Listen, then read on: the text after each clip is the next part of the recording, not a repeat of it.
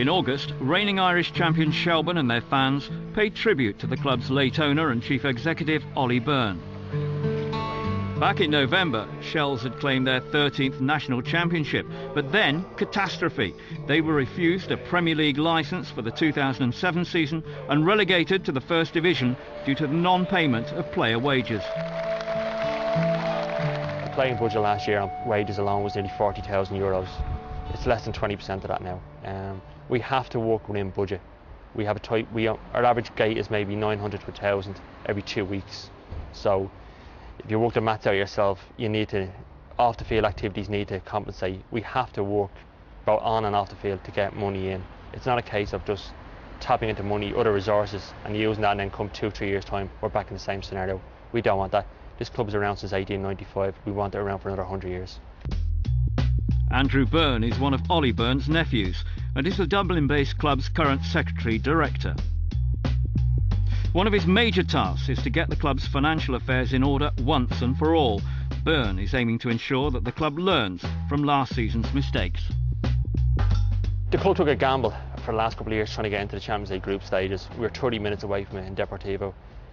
But now it's a case of you have to realise that you either, if you're going to take the gamble and it doesn't work, you stand a very good chance that you will be out of existence. You need the financial backers. Unfortunately, League of Ireland football isn't as attractive as Premier Division football or Scottish football. The crowds show that. So people coming in with money have to be willing, they have to be League of Ireland people, they have to be willing to take a gamble and put in a couple of million a year for the club to survive, both on and off the pitch. As Byrne acknowledges, Irish clubs live in the shadow of those in England and Scotland. Unlike these Shelbourne diehards, the majority of Irish fans prefer to travel to watch clubs like Manchester United, Liverpool and Celtic. With meagre gate receipts, it's no surprise even successful clubs like Shelbourne sometimes struggle. Jim Crawford is one of only 2 players who remain from last year. Being honest, we were paid a decent amount of money that, you know, if you were clever enough you had, you know what I mean, a safety net there, you know. But you know, I know talking to a few of the other players who didn't, and they were struggling, and you know, it was difficult for them because they were taking out loans, and you know, it was a hard time for everybody, you know what I mean. And for us, with the problems we had last year, to still remain together as a team and go on and win it was a fantastic achievement. Relegation demanded Crawford and his new teammates go part-time when the season began in March. All Shelbourne's players and coaching staff now have day jobs and train in the evening. This is Dermot Keely's second spell as Shelbourne head coach. He led them to 2 league titles in his first, including the double in 2000. How times have changed. There was such doom and gloom about the place, and we didn't get a licence until 3 days before the end of the transfer window. So we basically 3 days to sign 20 players, which we did, and I got a lot of help from a lot of people who in football, a lot of people I didn't think were friends became friends. But realistically, I mean, we got everybody's leftovers, and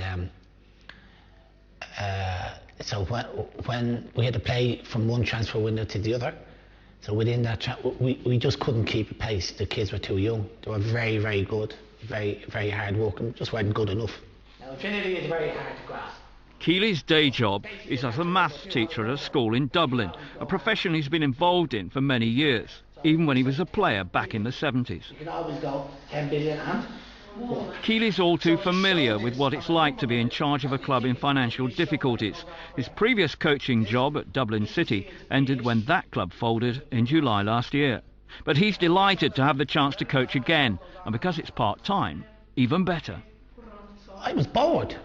I mean, there's nothing to do. I mean, you imagine you're going a little bit of training in the morning, but that's done by coaches, and you wind up sitting in an office making phone calls. And I just got bored. Like, I mean, you can only read a newspaper for so long, and the afternoons are free, and I just couldn't. It was great for players because you can train and go home and rest, but for me it just became more and more administration. I liked the idea of teaching. I mean, as I said, I've done it for over 30 years now. It's getting a little bit more difficult, and I don't know if that's because the kids or whether I'm just getting that bit older, but I enjoy it. After just 2 wins in their first 16 league fixtures left them languishing, fans of Shelburne are now starting to enjoy Keeley's work as a coach. Since that poor start, they've won 8 out of 13, and that form has catapulted them to 5th in the 10-team table. Demotion meant Shels were prevented from entering the Champions League qualifiers and the chance to earn some much-needed cash. And despite putting on a show for the visit of FIFA Football Mundial, there's no chance of a quick return to the Aircom League Premier Division. Their poor start means they're still 20 points adrift of Cove Ramblers, who occupy the sole automatic promotion spot with just 7 games remaining. Leading scorer Mark Leach got 2 in this game. He's on loan from Drogheda, who look likely to replace Shelburne as Irish champions. Given their fall from grace, it could be some time before Shels regain that honour. We climb Everest when we get back into the Premier. We're halfway up Everest now. We were right at the bottom, and we'd no ropes. We'd no equipment. So, I mean, we just gravel our way up. With the second transfer window, I think we've part way there. We've got a fair amount of equipment, but not all the equipment needed. And hopefully we'll scale it next year. And that's the ambition. And that's my ambition, and to my knowledge, that's the ambition of everybody in the club. The way they're performing in the face of adversity, don't bet against Shels achieving that objective. But for now, Shelburne fans are just happy to have a club to support.